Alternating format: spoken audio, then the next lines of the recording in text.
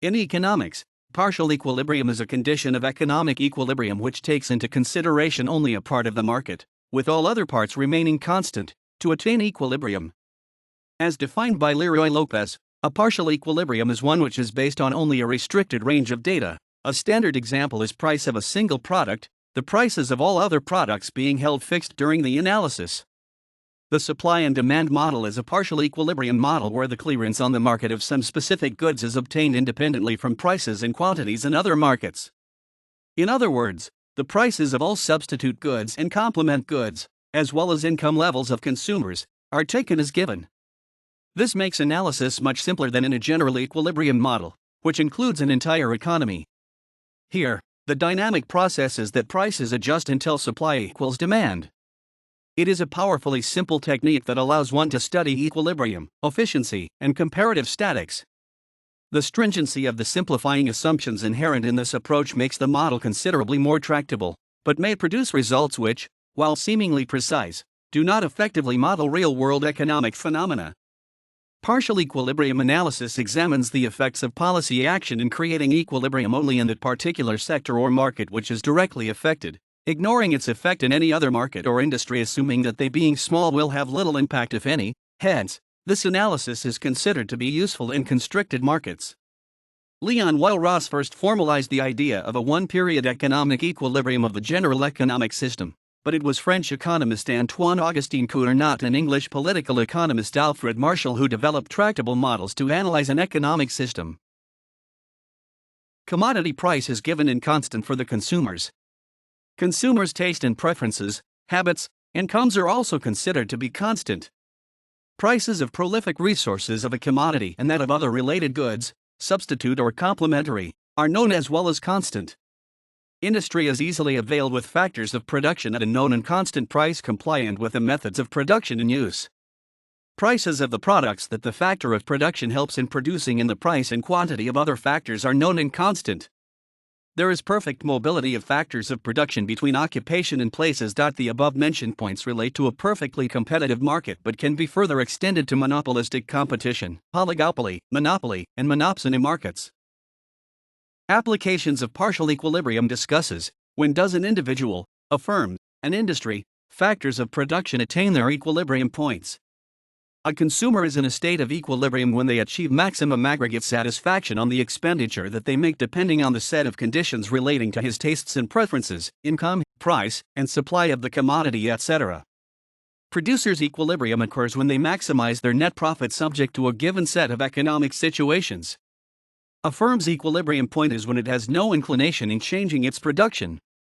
In the short run, marginal revenue equals marginal cost. Algebraically, MR equals MC.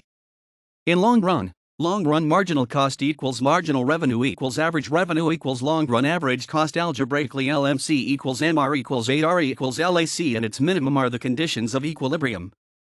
It means that a firm is earning only a normal profit and has no intention to leave the industry.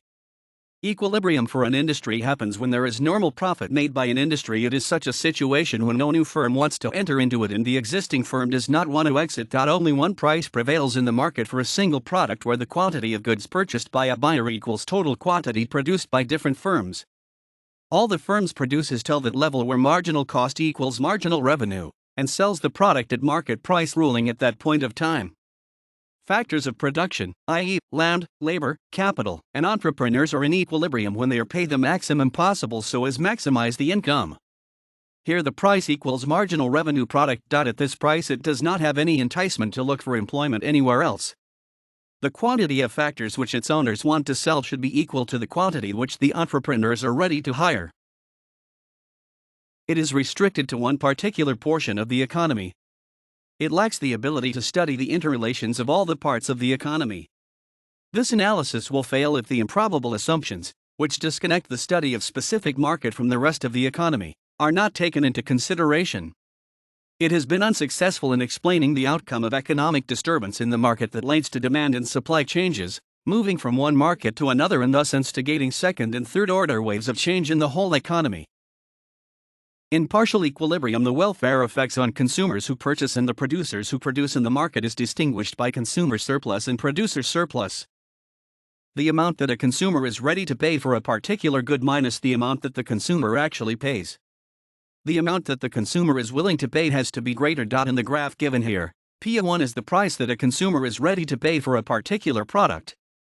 But the producer may reduce the price to P2 expecting that either more people would buy at the reduced rate, or the person who was ready to pay P1 will purchase more of the same. The producer may further reduce the price to P3, again expecting more buyers or the same buyers purchasing more. The price keeps on falling until P, where the demand and the supply curves intersect. Their intersection is the equilibrium point. Hence, the consumer surplus for first consumer can be calculated as P1, P, decreasing for the second consumer to P2, P, and so on.